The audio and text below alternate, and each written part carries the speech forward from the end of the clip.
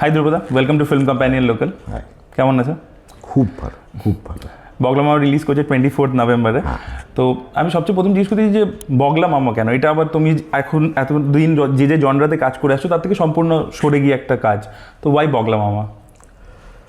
দেখ, বগলা মামা কেন, এই প্রশ্নটা বলতে গেলে আমাকে সবার আগে সময়টাকে বুঝতে হবে। আচ্ছা, এটা কি পিরিয়ড বেসড গল্পটা? পিরিয়ড বেসড, খুব মিষ্টি পিরিয়ড বেসড।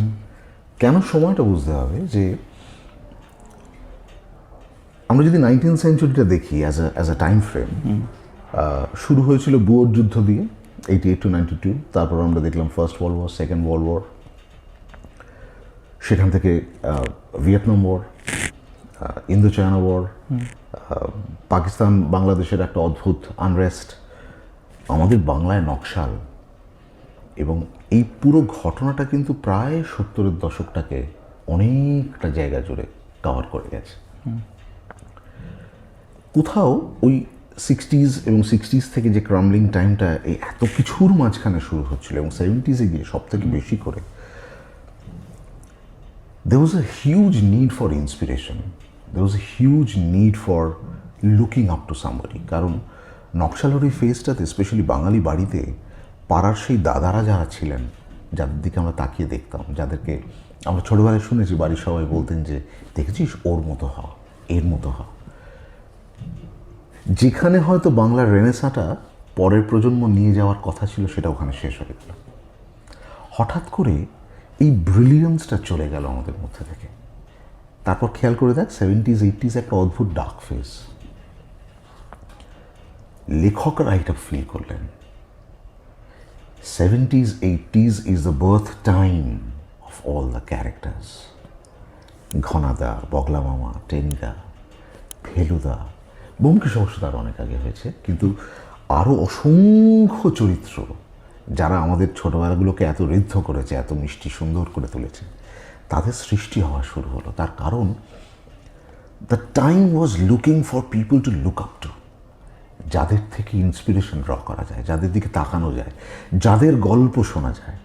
কারণ তখন পৃথিবীটা তো ওরকমই ছিল, আমাদের পাড়াগুলো তো ওরকমই ছিল। পাড়ায় তো কোনো দিন বাড়ি বা পড়শি কিছু তফাৎ তো ছিল না।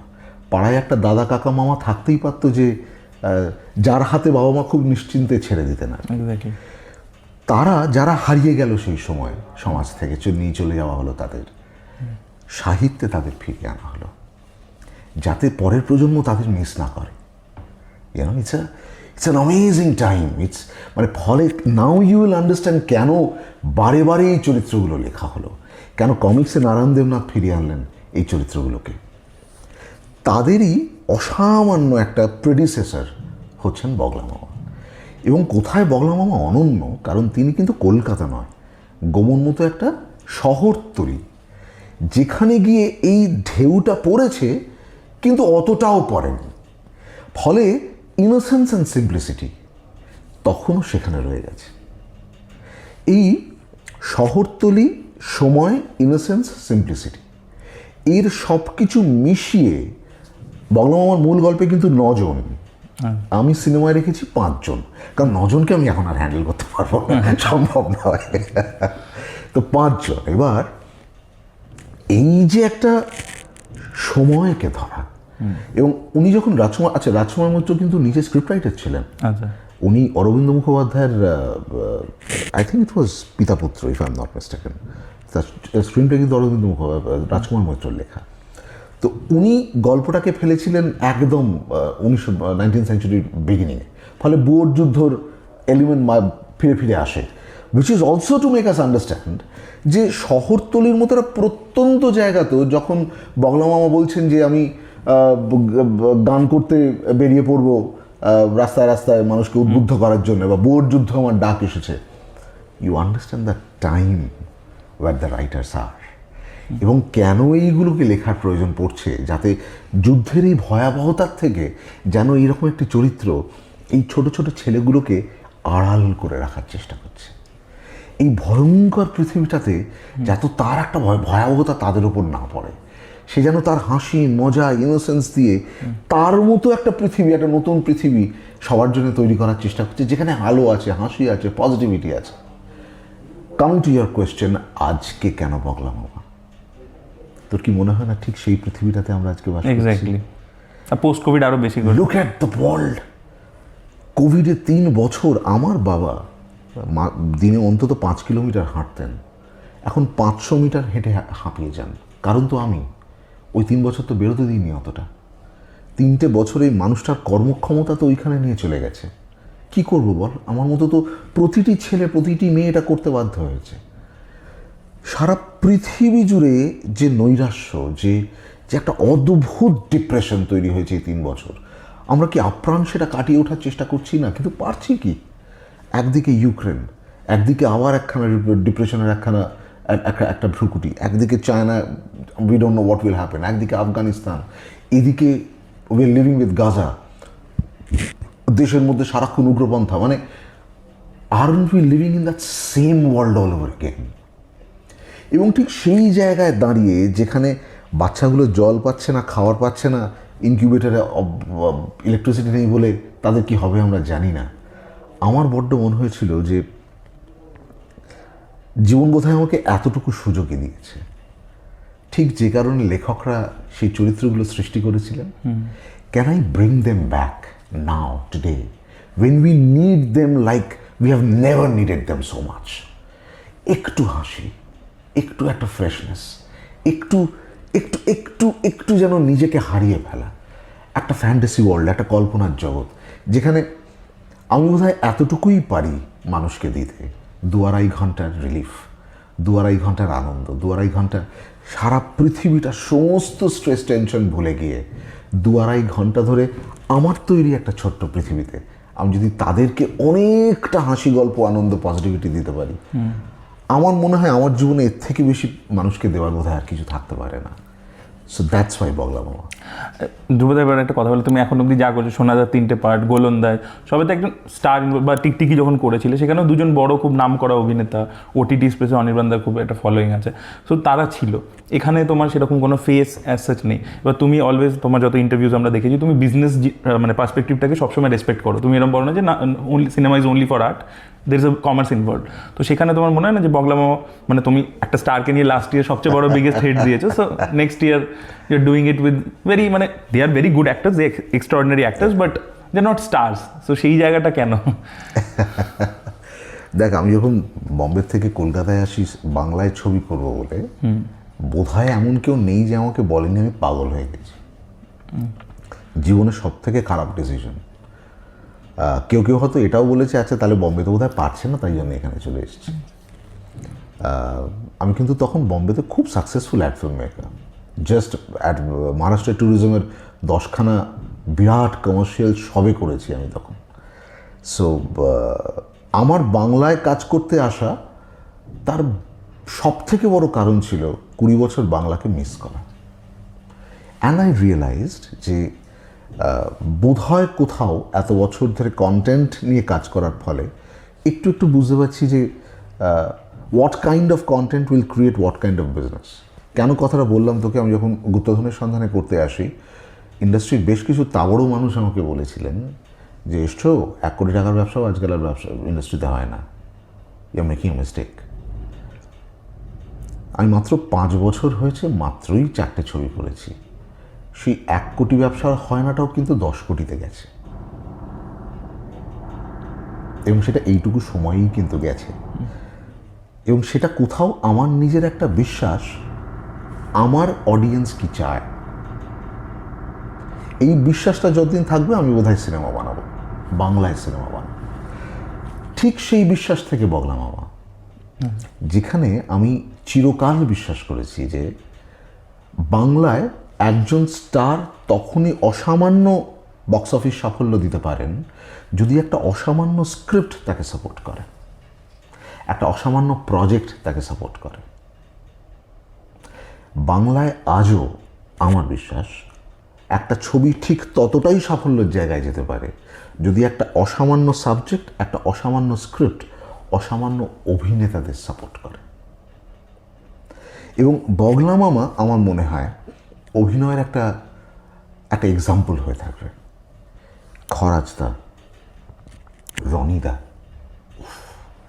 বাবানদা, অপরাজিত আর্ট, অপা, ঋদ্ধি, উজান, সুদীপ, আমাদের দিদিপ্রিয়া, মানে I can keep on taking names. You have no idea what they have done. মানে it is just unbelievable what they have done on screen. বগলা মামা আমার নিজের মনে হয় ওদের জীবনেরও একখানা খুব মিষ্টি একটা জায়গা, ওরা সারাক্ষণ সেটা বলতে থাকে। এবং দর্শক যখন ছবিটা দেখবেন, ছবিটার প্রথম 30 সেকেন্ডের মধ্যে তারা ভুলে যাবেন ছবিতে কোনো স্টার আছে কি নেই, এটা একদম গ্যারান্টেড। ছবিটা একবার বসে দেখলেই কিন্তু তারা বুঝতে পারবেন এই ছবিটা কেন, এবং এই ছবিটা স্টার দিয়ে হলে হতো না রে, করা যেত না। কেন ইমাজিন একটা আজকের দিনে দাঁড়িয়ে বাংলায় একটা ছবি হচ্ছে, একজন প্রাইমারি ক্যারেক্টার যাকে ঘিরে গল্প, 18 জন ancillary character, 18, and you have to justify all 18 in a comedy. Because that's why they exist, right? Yeah. And you still have to cradle your protagonist. তার প্রথম ছবি আমরা কিন্তু অর্ধেক মানুষ জানে না বগলা মামাকে, তাই না কি? এক্স্যাক্টলি। ফলে কেন আমি এটা নিয়ে কোনো চিন্তিত নই, সোনাদাও তো কোনো সাহিত্যের থেকে আসেনি। সোনাদা তো একদিন আমি ভেবেছি আমার research, like you know I always create my content with research. আমার রিসার্চ সেই দিন আমাকে বলেছিল যে ভারতবর্ষে ট্রেজার হান্ট নিয়ে কোনো সাকসেসফুল ফ্র্যাঞ্চাইজ কোনোদিন হয়নি, বাংলায় তো হয়নি। বাংলায় যখনই প্রশ্ন করেছি মানুষকে আমার ইন মাই রিসার্চ টাইম, তারা বলেছেন সোনার কেল্লা, বলেছেন না সোনার কেল্লা তো নয়। দ্যাটস ওয়েন আই রিয়েলাইজড ভারতবর্ষেই কখনো হয়নি। So it is almost like this. কেন ব্যবসার কথা বলছি, এটা আমার শেখার জায়গা। কোলগেট যখন একটা টুথপেস্ট রিলিজ করে এবং বলে কে আপনি টুথপেস্ট মে নমক হ্যায়, অ্যান্ড ইউ রিয়েলাইজ এখনো গ্রামে বহু জায়গায় নুন আর তেল দিয়ে দাঁত আছে। So the research team has figured it out যে এটার এখনো টেকার আছে, এটা মার্কেটে it's a gap. So they have created a product in the gap and they have marketed it as the gap and the success. আমার কাছে Sonada was just a gap creation. There was a gap, I created a product, I placed it in the gap, it had to work. It's pure strategy. এবং সেই স্ট্র্যাটেজিটার পেছনে যখন অনেকটা ভালোবাসা থাকে তখন সেটা মানুষকে ছুঁয়ে যায়। বগলা মামা কিন্তু is exactly that. 43 years we have not done this. That's the research. 1980 সালে বাংলা ছবির কমেডির ধারার শেষ দুটো ছবি হয়েছিল, দাদার কীর্তি, বাঞ্ছারামের বাগান। এখনও বাড়ি গিয়ে তুই জিজ্ঞেস করবি যে আচ্ছা বাবা মা বা কাকু পিসি, বাংলায় কমেডি বলতে তোমরা কী বোঝো? তারা শুরুই করবেন বসন্ত বিলাপ, মৌচাক, 74, শ্রীমান পৃথ্বীরাজ, ধন্যী মেয়ে, 80তে 80 অনা, জমালা জীবন্ত মানুষ, and they will carry on. Agreed? Post 1980 to 2023, name 5 films. Comedy, Bangla ছবির কমেডির ধারা। Can you? You can't. The gap. So একটা হচ্ছে আমার conscience and understanding of the time, যেখানে আমার মনে হয়েছে কেন যেটা দিয়ে শুরু করলাম তোকে এনাকে ফিরিয়ে আনা উচিত। 2 is the now comes the financial and the marketing strategic gap. 43 years জমিটা শুকনো খটখটে হয়ে আছে, সেখানে 2 ফোঁটা জল। এবার সেই জলটা কেন শক্ত আরও বেশি? তার কারণ সেই জলে দেব আবির নেই, সেই জলটা খরাজ মুখার্জি, মাটিটা অনেক তাড়াতাড়ি টেনে নেবে। ফলে একটু বেশি আমাদের পেশেন্স রাখতে হবে, আর 2 মগ বেশি ঢালতে হবে। এটা প্রথম 3 দিনে হয়তো ব্লকবাস্টার হবে না, আমিও জানি, শ্রীকান্তাও জানেন, সবাই প্রথম দিন থেকেই জানে। কিন্তু ওই 3 দিনে যারা দেখবেন তারা গিয়ে যখন বলবেন এবার মানুষ আসবে, এটা নিয়ে আমাদের কারোর কোনো কনফিউশন নেই। এই ছবিটা নিয়ে তার পজিশনিং, তার প্লেসমেন্ট, তার মার্কেটিং ভেরি ক্লিয়ার। কিন্তু ছবিটা নিয়ে আমরা এত বেশি আনন্দে আছি, কনফিডেন্সের থেকে বেশি আনন্দে আছি। তুই জানিস আমরা যখন ছবি বানাই 30 বার, 40 বার, 50 বার দেখতে হয়, এবং টেকনিশিয়ানদেরও তাই করতে হয়। এখনো যখন দেখছি 50 বার দেখেও টেকনিশিয়ানরা হেসে গড়িয়ে পড়ছেন, দে আর দ্য বেস্ট, সারাদিন ধরে এটাই করছেন, তখন একটা ভালোবাসা তৈরি হয়। তখন একটা সখ্যতা তৈরি হয় কন্টেন্টের প্রতি। 50 বার দেখে যদি এই রিয়াকশনটা হয়, তখন কোথাও একটা ভাবতে ভালো লাগে প্রথমবার দেখে তাহলে অডিয়েন্স কি করবে, তাহলে বোধহয় সেই আনন্দটা তারা ততটাই পাবে। আমার পরের কোয়েশ্চেন হচ্ছে যে ফ্যামিলি কমেডি, ক্লিন কমেডি, মানে ডাবল মিনিং জোকস ইত্যাদি নয়, তুমি যে ধারাটার কথা বলছো যে ওই সময় যে ধরনের ছবি হতো, how difficult is to write that kind of script? লেখাই যায় না, লেখাই যায় না। এই স্ক্রিপ্টটা লেখা হয়েছে প্রায় 8 মাস ধরে। কে লিখবে? বছরে আমি একটা ছবি করি, তার কারণে আমার স্ক্রিপ্ট লিখতেই তো 8 মাস চলে যায়। এটা গুপ্তধনের সন্ধানে 4 বছর ধরে লেখা হয়েছে, দুর্গেশগড় 2 বছর ধরে লেখা হয়েছে, বগলা মামা 8 মাস ধরে লেখা হয়েছে। কি আজকের এই financial ecosystem, is it possible? এটা করতে গেলে তখন যেটা করতে হয়, তোকে তোর ব্যক্তিগত জীবনে অনেক কিছু স্যাক্রিফাইস করতে হবে, তখন বাড়িটা একটু ছোট কিনতে হবে হয়তো, বা অন্যান্য অনেক কিছু একটু কম্প্রোমাইজ করতে হবে হয়তো, তবে গিয়ে একখানা হয়তো এরকম স্ক্রিপ্ট লেখার একটা জায়গাতে গিয়ে পৌঁছানো গেলেও যাওয়া যেতে পারে। এবং আমার ধারণা এই ছবিতে কোয়েল যা লিখেছে, স্পেশালি ডায়ালগস, কোয়েল সারা জীবনে ও যা কাজই করুক, ওকে আপ্রাণ চেষ্টা করতে হবে এটাকে সারপাস করতে। মানে I think this is her career's best job till date. Unbelievable is a small word. মানে যে কারণে আমার যতটাই কন্ট্রিবিউশন থাক না কেন স্ক্রিপ্টে, আমি কোয়েলের নাম রেখেছি। এই কারণে রেখেছি যে এই এনকারেজমেন্টটা সত্যিই খুব প্রয়োজন, কারণ এই খাটনিটাও খেটেছে, এইটাও লিখেছে। আনবিলিভেবল। তো তুই দেখবি যখন বুঝতে পারবি যে তুই ডিফিকাল্ট যেটা বলছিস এটা প্রায় ইম্পসিবল। ফলে আবার একটা খরচ, মানে বগলা মামা পার্ট 2, এটা তো প্রথম দিন থেকেই I have said it's a franchise. এবং আমি সোনাদাও প্রথম দিন থেকে বলেছি ইটস আ ফ্র্যাঞ্চাইজ। আমার ক্ষেত্রে এটা কখনোই নয় যে প্রথম ছবি ওয়ার্ক করলো বলে সেকেন্ড ছবি ফ্র্যাঞ্চাইজ হিসেবে এলো, না। ওয়ার্ক করলো না। Bagla Mama is a franchise from the day we have decided we are going to do Bagla Mama. Second ছবি লেখার কাজ হয়তো এখন থেকেই শুরু হয়ে যাবে, কারণ আমার ধারণা সেকেন্ড ছবির স্ক্রিপ্টটা এর 20 গুণ বেশি শক্ত হবে। Because you are already setting a bar. Expectation. I don't know how to surpass this. I am shit scared. মানে scared যে আদৌ কি একটা সেকেন্ড স্ক্রিপ্ট লেখা সম্ভব বগলা মামার? মানে এটা কি, মানে একটা খুব দুঃসাহসিক কাজ হয়ে যাচ্ছে না? বা তাহলে যদি সত্যিই লিখতে হয়, তাহলে আমি জানি না কত সময় লাগবে সেটা লিখতে। সো লাস্ট ইয়ার তুমি কর্ণসুবর্ণে গুপ্তধন করেছিলে, যেটা one of the biggest blockbusters. তো এর নেক্সট পার্ট কবে করছো? এবং নেক্সট পার্ট করলে তুমি কি স্ট্রাকচারাল ওয়াইজ যে স্টোরির যে টেমপ্লেট, সেইটার মধ্যে কিছু চেঞ্জ আনবার চেষ্টা করবে? কারণ 3টে পার্ট হয়ে গেছে স্ট্রাকচারালি, অ্যান্ড যেটা মানে আমি দেখেছি যে এই ধরনের কাজ ওটিটি স্পেসেও সেম প্রোডাকশন থেকেই করা হয়েছে। ঋত্বিকদার কদিন আগে একটা কাজ এলো, তার আগে তানসেনের তানপুরও হয়েছে। So the format is kind of same. So তোমার কথা মনে হয় অডিয়েন্সের মধ্যে, যেহেতু when 2018 it came, the first part, it was very fresh. Second part was amazing, that is my favorite, Durgeshgarh, আমি অলওয়েজ বলি সবাইকে। বাট তারপরে তোমার মনে হয় না কোথাও একটা রিপিটেশন হচ্ছে, so I will keep that character, but আমি স্টোরির মধ্যে কিছু টুইকিংস করবো।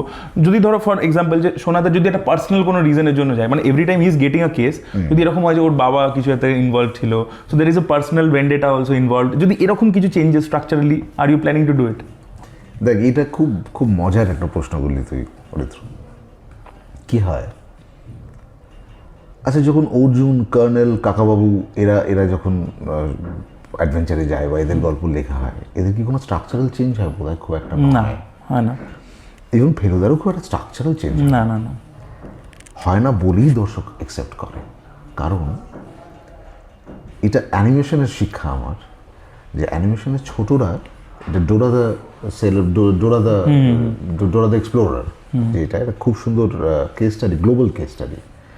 ডোরা দ্য এক্সপ্লোরার চলতে চলতে একটা সময় ওখানে একটা টেলিভিশন স্ট্রাইক হয় এবং 1 সপ্তাহ কোনো নতুন এপিসোড চালানো হয় না। হায় রব পড়ে যায় আর কি, কারণ ইট was very popular show.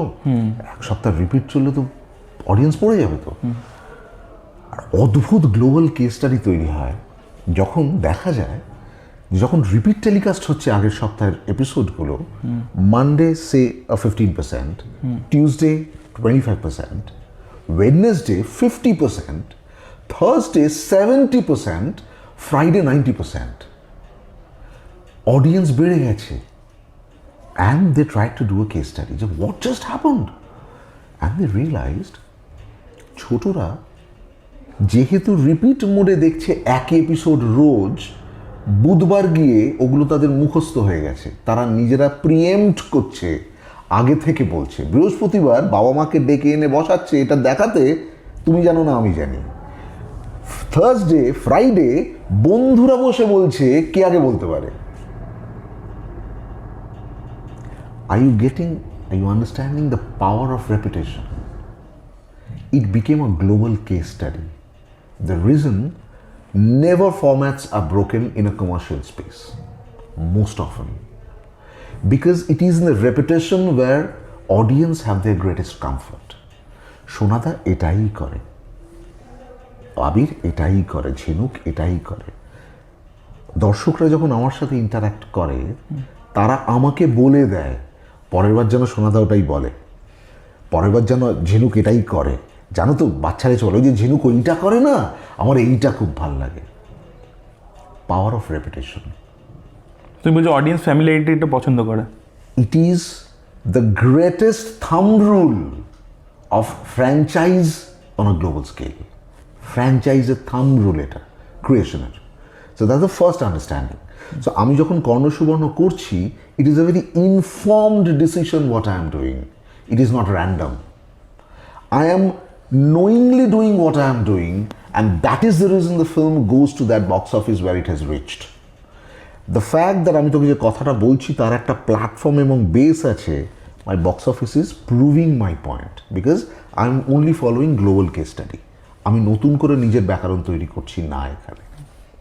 Having said that, কেন বললাম প্রশ্নটা খুব মজার। আমার মাথায় এর একটা প্যারালাল ঘুরতে থাকে সারাক্ষণ। প্যারালালটা হচ্ছে 2018-তে যে বাচ্চাটার বয়স ছিল 10, 2023-এ এসে সেই বাচ্চাটার বয়স 15।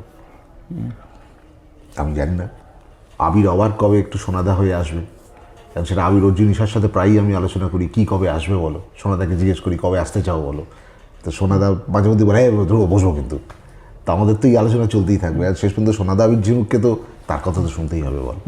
তো দ্য পয়েন্ট ইজ, আমার সারাক্ষণ মাথায় চলে যে আমার সেই দর্শক যে সোনাদাকে ভালোবেসেছিল 10 বছর বয়সে, তার হয়তো 15, 16, 17 বছর বয়স হয়ে যাবে।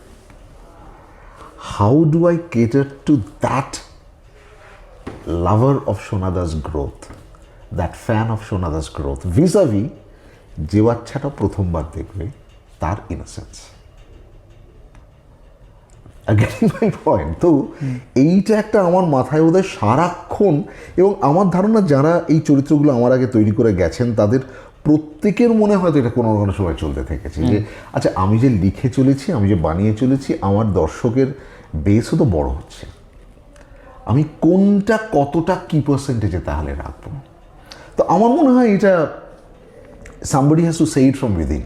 এটার বোধহয় এই মুহূর্তে কোনো সম্যক উত্তর আমার পক্ষে দেওয়া সম্ভব না। তবে আমি তোকে এটুকু বলতে পারি যে হ্যাঁ, মানে এই থট প্রসেসটা আমাকে সারাক্ষণ হন্ট করে। আমি তোমাকে জাস্ট করবো যে এই যে মার্ভেল পরপর ফিল্মস বানাচ্ছে একই প্যাটার্নের, বা fast and the furious is a very successful franchise, ওরাও পরপর করছে। বাট এই রিপিটেশনটা হওয়ার জন্য, এই ফ্যামিলিয়ারিটির কথা যেটা তুমি বললে, ওখানে যেটা হচ্ছে যে ওদের বক্স অফিস কিন্তু কমছে। অ্যান্ড তুমি ওভারঅল যদি দেখো ইউএসের মার্কেট বা এতে মানে রিভিউজ এখন আর ভালো আসছে না, বা অডিয়েন্সের এক্সাইটমেন্ট কোথাও কমে যাচ্ছে অনলাইনের মধ্যে। ওদের যে বেসটা ছিল তাদের মধ্যে একটা দেখা যাচ্ছে because of that repetition. Even mission ইম্পসিবলের যে লাস্ট পার্টটা, that also didn't perform that well because of this. So তাই জন্য টম ক্রুজ নেক্সট পার্টটার নাম ডেথ রেকর্ডিং পার্ট 2 না রেখে চেঞ্জ করবার প্ল্যান করছে। So don't you think that is also thing, মানে তুমি বললে যে যেহেতু ওয়ার্ল্ডের ক্ষেত্রে কি হয়েছে জানিস তো, যে আমরা যে জিনিসগুলোর কথা বলছি, মার্ভেলের এই comic characters, they have existed, Stan Lee had created them in the 60s। Yeah. So now you imagine for how long they have existed in the ecosystem. Now you imagine how many generations have grown up with that. Creating any of that, মানে আমি কথাটা তোকে বলতে পারছি তার কারণ আমি যখন রিলায়েন্সে পুনাতে রয়েছি, রিলায়েন্স অ্যানিমেশনে অ্যাজ এ ক্রিয়েটিভ হেড, তখন মার্ভেলের টিম এসেছে আমাদের অফিসে, and we have had lots of conversations, demonstrations, meetings, presentations. So আমি ওদের থেকে ফার্স্ট হ্যান্ড শুনেছি যে it is every time it is an impossible task. তার কারণ এতগুলো জেনারেশনকে আমি কী করে কেটার করবো, এবং তাদের প্রত্যেকের individual need and perception about the characters and the space and the ecosystem where they exist. তার মধ্যে আরেকটা বিরাট ঘটনা ঘটেছে, সেটা হচ্ছে যে এই ওটিটি আসার ফলে তুই নিশ্চয়ই বুঝতে পারছিস ওভারঅল সিনেমা অ্যান্ড ওটিটি একটা অদ্ভুত বাইফাকেশন তৈরি হয়ে গেছে। Content on OTT and content on cinema today have very clear definitions and grammar to themselves in terms of execution also to a great extent. সেটাকেও কেটার করতে হচ্ছে। And because on the large screen, suddenly nothing much is working in Hollywood, they're bound to repeat it. এবার তুই খেয়াল করে দেখ, Star Wars and Marvel put together, আমি দুটো যদি বলি, লাস্ট 4 বছরে কতগুলো ছবি আসছে। The real reason is that, এটা কিন্তু ওরাও বুঝতে পারছে, কিন্তু ওদেরও কোনো উপায় নেই। They have to keep churning, জানো। এই কিপ চার্নিংয়ে তার একটা তো অবশ্যম্ভাবী তার একটা খারাপ দিক থাকবে, এমন নয় যে তারা সেটা জানে না। I'm sure there is countermeasures also getting taken, but they are some of the most intelligent people on earth in the movie business. আমার ক্ষেত্রে সেই ভয়টা অনেক কম, তার কারণ একে তো সোনাদা নতুন, একদম নতুন অডিয়েন্স বেস, নতুন ভালোবাসার মানুষজন তৈরি হয়েছে, এবং তারা সোনাদাকে চাইছে। আমি যেখানে যাচ্ছি সেখানে ওই দুটোই প্রশ্ন, প্রথম সোনাদা কবে আসবে, দুই রঘু ডাকাত কবে আসবে। তো আমার বাকি বাইরে কি বলবো, আমার বাড়িতে আমার ভাই বোনরাই সারাক্ষণ আমার গায়ের মাংস খুলে খাচ্ছে, একদিক বলছে সোনাদা কবে আসবে, আরেকদিক বলছে রঘু ডাকাত কবে করবে। ফলে আমি আই আন্ডারস্ট্যান্ড দ্য প্রেশার, তো তারপরেও I am taking it little easy. তার কারণ ওই যে তোকে এটা বললাম যে আমি নিজে এখনো জানি না যে আমি সোনাদাকে নিয়ে এরপরেরটা কীভাবে ভাবতে চাই। তো আমার নিজের মনে হয় এটা হয়তো প্রত্যেক ক্রিয়েটার, প্রত্যেক মেকারের একটা ভেতর থেকে there is a calling that comes, now you know how you want to tell the story. So I am waiting for that. সেটা আমার ধারণা নিশ্চয়ই ইট ফাইনালি হ্যাপেন, বাট সেটা খুব তাড়াতাড়ি হবে হয়তো।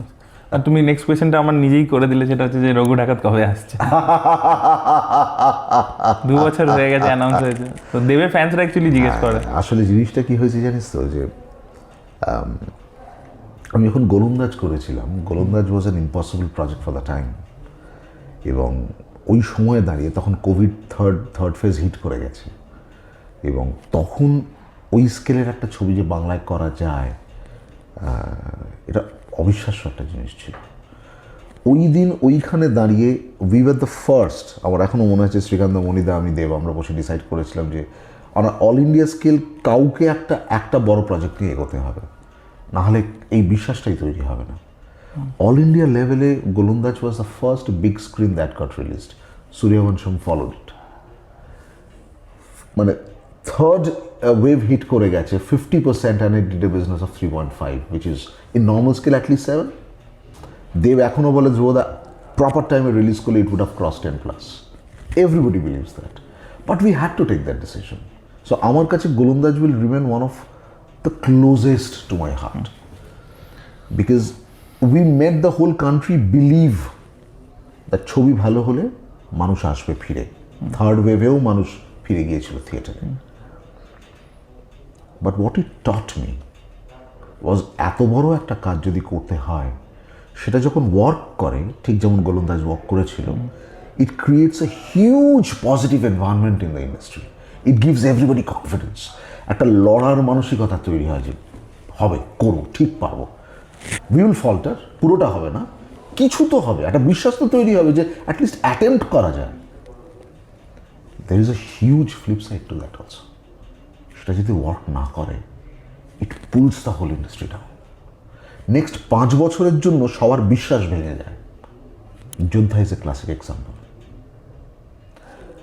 We should learn from our predecessors, from their success and from their failures. They are the greatest teachers. Roghu Dakat is not impossible. It is beyond impossible. যারা রঘু ডাকাত নিয়ে 2 বছর আমার সাথে প্রতিদিন থেকেছেন, তারা জানেন সত্যি করা যায় না এই প্রজেক্টটা বাংলায়। ফলে আমার রেসপন্সিবিলিটিটা ইন্টু 200 হয়ে যায়, তার একটা টুকরো কোথাও না ছাড়তে।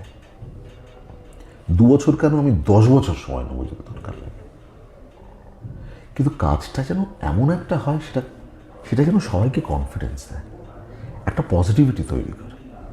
হ্যাভিং সেড দ্যাট, আমরা অনেকটা এগিয়ে গেছি, আরেকটু কাজ আছে, এবং সেটা আমার মনে হয় সেই সময়টা দেওয়া উচিত। এই প্রজেক্টটা সেই সময়টা ডিজার্ভ করে, ডিমান্ড করে, আমার থেকে নয়, সবার থেকে। এবং তো কোনো ধারণা নেই কীভাবে মানুষ খাটছে প্রজেক্টটা নিয়ে, কি অসামান্য ডেডিকেশন নিয়ে সবাই লড়ছে প্রজেক্টটা নিয়ে, কারণ তারাও বিশ্বাস করে এটাতে খাটতে হবে, নাহলে হবে না। এত খেটেও হয়তো আমরা একটা সার্টেন লেভেল অবধি পৌঁছবো, কিন্তু সেটাও তো দুপা এগোলাম, একটা বিশ্বাস তো তৈরি হলো। ঠিক যে জায়গা থেকে বগলা মামা, তুই ভাবতে পারছিস কি প্রেশার শব্দটা ভুল, কতটা রিস্ক নিয়ে শ্রীকান্ত এরকম একটা প্রজেক্টে আমাকে হ্যাঁ বলছে। সে জানে আজকে এই পরিস্থিতিতে তো প্রশ্ন, not so call stars and it's not a small film, সেটাকে করা, কিন্তু তার পাশে সে এটাও বুঝতে পারছে যে আমি ঠিক যেভাবে তোকে এক্সপ্লেন করলাম, এটার প্রয়োজনীয়তাটা, এই হ্যান্ড হোল্ডিংটা, এই একে অপরের বিশ্বাসকে রেসিপ্রোকেট করা, এবং সে যখন আমাকে এতটা বিশ্বাস করছে, আমিও 24 ঘন্টা পড়ে আছি ওটা নিয়ে, যাতে তার বিশ্বাসটা নষ্ট না হয়, কেন, যাতে দর্শকের বিশ্বাসটা নষ্ট না হয়। যে আমি ধ্রুবর একটা ছবি যদি দেখতে যাই, আমি জানি আমি দাদু নাতি ভাই বোন বাবা মা সবাই মিলে গিয়ে একটা হুল্লোড় করতে পারবো, তাদের এই বিশ্বাসটা যেন নষ্ট না হয় যে প্রাণ খুলে হাসতে পারবো, একবারও ক্রিঞ্জ করতে হবে না, একটা দৃশ্যও এমন থাকবে না যেটাতে মনে হবে ছোটদের সাথে দেখা যায় না। আমার মনে হয় আজকের দিনে বাংলা সিনেমা এটা প্রয়োজন আছে, তবে গিয়ে দর্শক বাড়বে। এবং বিশ্বাস কর, বগলা মামা তুই যদি আমাকে জিজ্ঞেস করিস আমি কেন দেখব, বগলা মামা দেখবো ফর নস্টালজিয়া, বাঙালি নস্টালজিয়া ছাড়া কিন্তু আর কিছু নেই আমাদের জীবনে, এর থেকে আনন্দে আমাদের জীবনে আর কিছুতে নেই। বগলা মামা দেখবো ফর শিয়ার ফান, বগলা মামা দেখবো ফর সিম্পলিসিটি, বগলা মামা দেখবো ফর ইনোসেন্স, বগলা মামা দেখবো তোরা যারা ওই 80sটা দেখিস নি, the film is placed in 1987 to be precise, একটা অদ্ভুত মিষ্টি সময়, ঠিক 92-এর আগের পৃথিবী, যখনও আমাদের পৃথিবীর নিজস্বতাটা ছিল, যখনও পৃথিবীর দরজাটা খুলে যায়নি, আমরা আমাদেরটুকুতেই খুব খুশি ছিলাম। ফলে আমি খুব স্পেসিফিক্যালি 97টা ভেবেছি, যে ওই দরজাটা খোলার ঠিক আগের মুহূর্ত, যখন তখনও আংড়ে নিকড়ে নিচ্ছি আমরা আমাদের ভালোত্বটুকুটাকে, জানো, ওই যে সময়টা যেটা তোরা দেখিস নি, হয়তো বাবা মার কাছে গল্প শুনেছিস, সেই সময়টা তাহলে কেমন ছিল, সে মানুষগুলো কেমন ছিল। বগলা মামা হচ্ছে সেই গল্পটা যেটা হাসতে হাসতে পাশের জনের কাঁধে আর কোলে গড়িয়ে যাওয়ার গল্প। বগলা মামা হচ্ছে সেই গল্পটা, যে গল্পটা দেখতে দেখতে একটা অদ্ভুত মিষ্টি মেদুরতায় নিজেকে আমেজে চুবিয়ে ফেলার গল্প। বগলা মামা হচ্ছে সেই গল্পটা যে আবার আমাদেরকে বাঁচতে শেখায়, আবার এটা বলতে শেখায়, বুঝতে শেখায় যে পৃথিবীটা এরকমই ছিল, আছে, থাকবে, এর মধ্যে থেকে নিজের ভালোটুকু খুঁজে নিতে হবে। ওই রসদটুকু খুঁজে নেওয়ার গল্পই হচ্ছে বগলা মামা। জীবনে ওই 2.5 ঘন্টার স্লাইসটুকু, যেটা আরেকটু এগিয়ে যাওয়ার ফুয়েলটুকু দেয় আমাদেরকে, তার তার তার প্রতিভা হচ্ছে বগলা মামা। থ্যাংক ইউ সো মাচ ধ্রুবদা, কথা বলে খুব ভালো লাগলো। অ্যান্ড অডিয়েন্সকে তুমি অলরেডি বলেই দিয়েছো যে বগলা মামা কেন দেখবে। সো 24 নভেম্বর আপনারা প্লিজ আপনাদের নিকটবর্তী থিয়েটারে গিয়ে বগলা মামা দেখুন। Thank you.